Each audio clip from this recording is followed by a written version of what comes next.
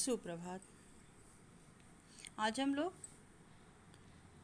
अब दूसरे भाग में हम लोग सुमित्रानंदन पंत का लिखा हुआ शीर्षक वे आंखें का दूसरा पद्यांश पढ़ेंगे। बिका दिया घर द्वार महाजन ने, न ब्याज की कौड़ी छोड़ी। रह रह आँखों में चुभती वह, कुर्क हुई बरधों की जोड़ी। उजरी उसके सिवा किसे कब, पास दुहाने आने देती। आह आँखों में नाचा करती, उजड़ गई सुख की खेती। बिना दवा दर्पण के घर ने, स्वर्ग चली आँखें आती भर। देख रेख के बिना, दूध मोही बिटिया 2 दिन बाद गई मर। अब देखिए, किसान जो है आगे की पंक्तियों में और भी अपनी दयनीय स्थिति का मार्मिक चित्रण किया है। बिका दिया घर द्वार, यानी कि जो जमींदार हैं, महाजन हैं, उनका ब्याज चुकाने के लिए किसान का घर द्वार सब बिक जाता है। रह रह आँखों में चुभती वह, कुर्क हुई बरधों की जोड़ी। और 2 बहुत ही सुंदर बैलों की जोड़ी खेती करने के लिए उसके पास रहती है, वो भी बिक जाता है। उजरी, अब देखिए, बैलों की जोड़ी बिक जाती है, उसके बाद उजरी उसके सिवा किसे कब, पास दुहाने आने देती। एक उसकी बहुत ही अच्छी गाय रहती है, वह अपना दूध इनके द्वारा इनको छोड़कर किसी से नहीं निकलवाती है। आँखों में नाचा करती, उजड़ गई जो सुख की खेती।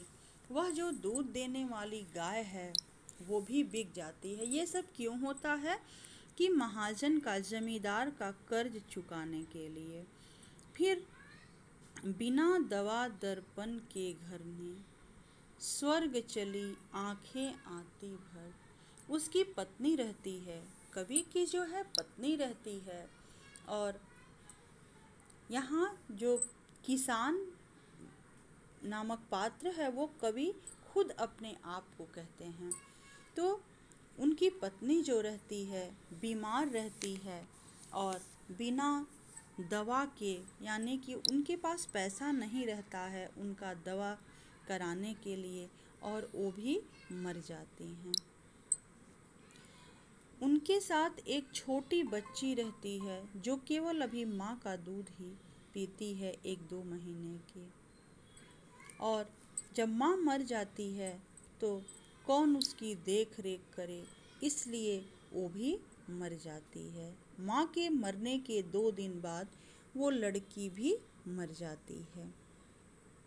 यानी कि किसान के जितने भी सुख के क्षण थे वो धीरे धीरे सब समापन की ओर चले जाते हैं। अब देखिए, तीसरे अंश में कवि जो है बीता हुआ जो जीवन का सुखद अनुभूति की याद मात्र रह जाती है, और कवि फिर क्या कहता है। घर में विधवा रही पतोहू, लक्ष्मी थी यद्यपि पतिघातिन। पकड़ मंगाया कोतवाल ने, डूब कुएं में मरी एक दिन। एक उसका जो बेटा रहता है किसान का, किसान के बेटे को तो जमींदार के नौकर लाठी से कुचल करके मार डालते हैं, लेकिन उसकी जो पत्नी रहती है वह घर में रहती है। घर में किसान की विधवा पतोहू है, वह लक्ष्मी तो है, लेकिन ऐसा पता चलता है कि अपने पति को मरवाने में उसी का हाथ रहता है। और जब पुलिस वालों को ये पता चलता है कि पति को मरवाने में उसी पत्नी का हाथ है, तब वह कोतवाल को भेजता है उसे पकड़कर लाने के लिए। जब उसे ऐसा लगता है कि कोतवाल पकड़ने आ रहा है, तब वह कुएं में डूबकर मर जाती है। खैर पैर की जूती जोरू, न सही एक दूसरी आती। इस पर किसान कहता है कि पत्नी तो पैर की जूती है, एक मर जाती, अगर मेरा बेटा रहता तो दूसरी आती। जैसे पैर का एक जूता फट जाता है, दूसरा खरीद लिया जाता है। पर जवान लड़के की सुध कर, सांप लौटते फटती छाती। लेकिन जब अपने बेटे की याद आती है किसान को, तब उसके छाती पर जैसे लगता है सांप लौटने लगता है और छाती फटने लगती है। पिछले सुख की स्मृति आँखों में क्षण भर एक चमक है लाती। किसान के जीवन का जो बीता हुआ सुख है वो अब स्वप्न के समान है। एक क्षण के लिए उसकी आँख के सामने आता है और फिर सब कुछ हट जाता है, सब भूल जाता है। तुरंत शून्य में गड़ वह चितवन, तीखी नोक सदृश बन जाती।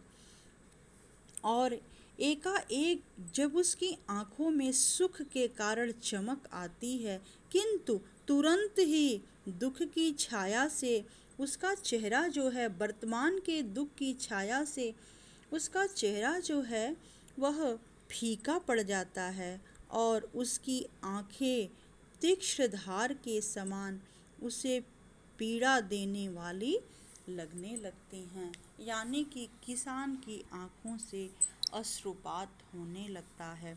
धन्यवाद। इसके साथ ही इस लेसन का PDF जाएगा और साथ में गलता लोहा का भी, उसको आप लोग फेयर कॉपी में कर लीजिएगा। धन्यवाद।